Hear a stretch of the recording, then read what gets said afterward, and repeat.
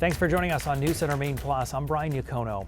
After his 33rd and final former town hall scheduled for this fall, Democratic U.S. Senate candidate Graham Platner sat down for an interview with political brew host Phil Hirschkorn in the cafeteria of Biddeford Middle School. In this 15-minute interview, Platner addressed his stance on gun control, transgender girls in high school sports, his military service, his 100% disability rating with the VA, and much more. Graham Platner, thanks for sitting down with us again. Of course.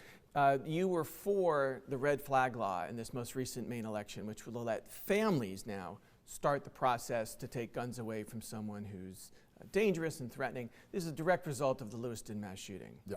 So was the law which passed the legislature and Governor Mills signed to impose a 3-day waiting period, even after you pass a background check, before you can collect your gun. That's now tied up in court. Yeah. Do you support that?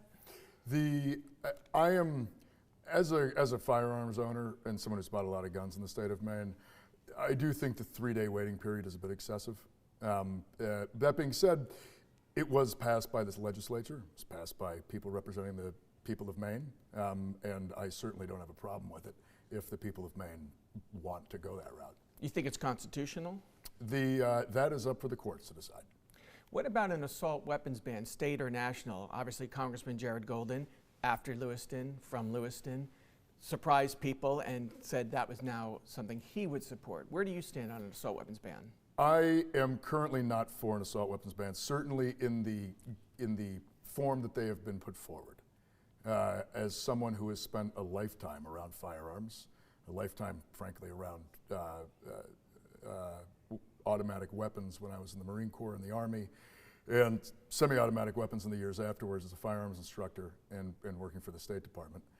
I often see some of these bans as being written with language that is not really indicative of how these guns work, and I very much would like to see language in legislation that reflects how firearms function and would maybe get us the outcomes we want. For years, I have seen a lot of political capital burned up by these assault weapons bans that when I read them, as someone who frankly is very, I would say, competent with firearms, I read them and I'm like, I don't even think this is going to do what the people that wrote it thought it was going to do. So I am not opposed down the road to some kind of legislation that's going to restrict access to certain kinds of firearms, but I do want to make sure that that is being written with, frankly, reality and the way that these firearms work in mind. I mean, because we had one in this country during the Clinton years. For 10 years, there were fewer mass shootings, and people say we shouldn't have weapons of war like the AR-15 in the hands of civilians. I mean, are you not sympathetic to that argument? The 1994 assault weapons ban is one of those ones that I see as being poorly written. It was far more focused on aesthetics than function. And I think that in many ways, that is why a lot of gun owners, myself included, have for years looked at we've looked at common sense gun laws, or what people claim are common sense gun laws. But then when you read the bill, or you read the language, you're like, this isn't common sense if you understood how these things worked. And I very much would like to see, legislation that is reflective of reality. In your town halls, you always talk about defending LGBTQ rights, but I want to just be clear, what's your position on transgender girls? In other words, people who are born biologically as boys and transition to girls participating in high school sports. That's likely to be a referendum on the Maine ballot next year at the same time you're on the ballot, if you make it to the fall anyway. The role of the United States Senate is not to go down into communities and tell people how to figure out the nuances of conversations that frankly and many times are very complicated. I think we need to set standards for equality and justice. I think we have to make sure that we are treating everyone equally and setting that kind of high bar. I also think that people do not expect the US government at the federal level to be the ones to come down and answer these questions for people. But it's going to be a state question. So it's a state question, but I'm running for federal office. But you don't have an opinion on what you think, whether transgender girls should play high school sports or whether they should be banned? I do not think they should be banned. Okay. I think banning people from playing in sports in the gender that they see themselves as and identify as doing that in a wholesale way is going to be restrictive of people's rights. And so I do not think that, banning is the answer. Is it unusual for someone to switch from one service to another in the military, as you did? No. That's not unusual. Not in the slightest. What was the reason you switched after 3 tours with the Marines to the Army? I got out to go to college. I actually went to re-enlist in the Marine Corps, but I have forearm tattoos. And in 2007, the MAR admin changed Marine Corps rules around forearm tattoos, sleeve tattoos. And if I had stayed in the Marine Corps, it would have been grandfathered. But I got out to go to school. And when I went to re-enlist, I was talking to the prior service recruiter. At some point, I moved my sleeve, and he was like, "Do you have sleeve tattoos?" And I was like, "Yeah." He's just like, "Sorry, dog." So I went and talked to the United States Army that did not care about forearm tattoos, and so I joined the Army and became an infantryman in the Army. Last time we talked, you were candid. You described your injuries and the 100% disability rating. I think that's confusing to people who hear that because they might assume that that implies you can't work. But obviously you work, and you have a very physical job. So what are people missing with that? It is a fundamental misunderstanding around how the VA rating system works. Your rating is the percentage of access to VA benefits that you get. So the VA's got a system. You go in, you are seen, you talk to a doctor, you talk to, I call it CMP, and when you get through that process, the VA makes a decision about how many or what percentage of VA benefits you get. Those who are rated at 100% get 100% of VA benefits, which is what I get.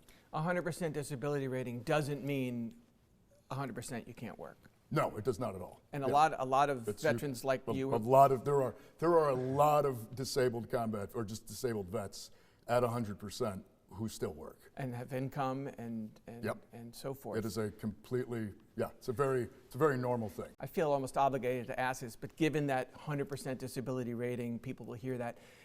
Will that in any way limit your ability to be a United States Senator? No. Most wives and husbands volunteer to work on a spouse's campaign. And we noticed in your latest FEC report that your wife Amy was being paid, at least in the September month, $3,600. Yeah. Why did you choose to do it that way? Amy is a volunteer coordinator. She's actually she was a former public school teacher. So coordinating with volunteers, working on the art projects. She also does a lot of the scheduling, and that is all work. It takes time, and so she's fairly compensated. So that's continuing October when we see the report and up into now. Is she not teaching right now? No, she's not teaching right now. I see. So she doesn't have her normal income. No, she does not. Okay. And neither of us do, actually. Mm-hmm. You talk about going to high school in Bangor, but you don't usually mention the name John Baptist. Is that because it's a private school, or did you get a scholarship to go there? I do mention, I mention John Baptist in most of my speeches. Okay. Yeah, I definitely don't hide that I went to John Baptist. In fact, I was just there on Monday. Meeting with students. Yeah. No, I'm very proud of my alma mater. It was a very good school. Yeah. And I honestly count my lucky stars that I had the opportunity to go up there. But it was a private school. Right? Oh yeah. And your family paid the tuition. Yeah, I forget exactly. It was. It's not like, or certainly back then. There were a lot of normal kids going to John Baptist. Oh, normal kids in private schools everywhere, but it costs about $12,000 a year. That's all. Yeah, I think back then it was probably something like. Oh, now, yeah, I don't know what it is now. Yeah. But yeah, no, it's my parents pay the tuition. And last time, I asked you about your dad, who's a lawyer, and you chuckled, and you said you've all had a chuckle because he's been made out to be some mover and shaker. He is still laughing about this. I gotta say. In retirement, right? Yes. So, what about your grandfather, Warren, the famous architect, and the $10,000 Platner chairs? My grandfather was a architect of some, frankly, repute in I think mid-century modern is what they call his style. I'll be honest, we saw my grandparents twice a year growing up, Thanksgiving and Easter. And when you're a kid, you never think about this stuff. We go down to Connecticut, they live in this beautiful house. And then we come back to Maine and just, continue on with normal life. I didn't realize how frankly, successful and renowned my grandfather was until I was in Iraq in 2006. He died. And I found out that he died because one of the guys in my platoon was leafing through the obit page of the New York Times, and he said, "Yo, Platner, this guy's got your last name," and it was my grandfather. And I decided I should probably call home and see what was going on. Right. Yeah, no, I mean, he was, I didn't have a close relationship. I mean, we were always young when we interacted with him. And it was a big family. I had lots of cousins. So I didn't have like a necessarily very close relationship with him. A much closer one with my grandmother. But she lived for another 10 years. So, in other words, there's no conflict with the image you're portraying now and the fact that your grandfather was who he was and so renowned to have a New York Times obit. No. Did you know Donald Trump had a couple of his chairs? I just heard about this. Have you seen this video? I have not. The only time I ever saw my grandfather's chairs, they were in a Bond movie. In your speeches, you call Iraq and Afghanistan a lot of things, including tonight, stupid wars. Yes. And you weren't always that way. In fact, when I checked the Ellsworth American, which has a lot of articles chronicling your adventures in the infantry, here's something you said in 2005. This is when, I believe, the first elections were happening after the Iraq War. "I love it here. I'm having a great time. The United States is doing an amazing thing here.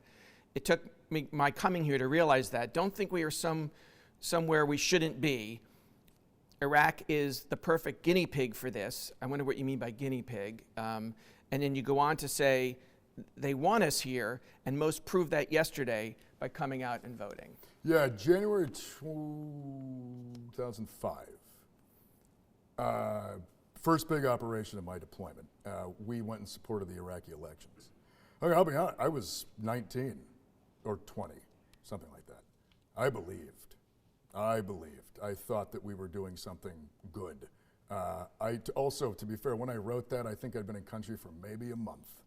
That changed over the next couple deployments. Even by 2008, you struck a different tone in your comments again, which were printed in the Ellsworth newspaper. I mean, the insurgency was much worse by 2008. 4,000 soldiers had died, and that affected you personally. As you've talked about, you saw some of your platoon members who were friends die. Change of heart at that point. I mean, I think a change of heart, certainly kind of a more, probably a jaded and cynical view of the war itself. Also, and not just related to like the violence that I witnessed, but also kind of the realization that it wasn't working. The realization that the things that I was told that we were doing, we weren't doing. The successes that we were pushing for, I failed to see how the tactics and strategy that we were using were getting us any closer. And yeah, I mean, it didn't take a very long time for me to become a bit more, or a lot more, I would say, jaded about the wars. But Afghanistan was still the good war when you went over there for your fourth tour? When I went over in 10 and 11, yeah, I actually had this, there was this big shift in the US military. We'd done all this stuff in Iraq, it didn't feel like it had worked. And then there was this big kind of move to COIN, counterinsurgency, the idea of US military units focusing more on relationship building, focusing more on communities, focusing less on conducting violence, more on building. And I thought at the time that this was great, that we'd maybe figured it out. And that what I'd seen in Iraq was us failing and then learning from our mistakes. So I went to Afghanistan in 2010 as an infantry sergeant. Very, very kind of, I would say, ready to do it the right way. And then I got to Afghanistan, and we hadn't changed anything. We changed the language. We changed the words. We used new ways to describe things, but at its core, we were still engaged in the exact same kind of operations. And that was around the time where I was like, this is all gonna fall apart. I will say it's not the Ellsworth American, but I got back from my fourth deployment, and I told my mom, right when I got home, it's like, we are going to lose this war. And then we stayed for another 10 years.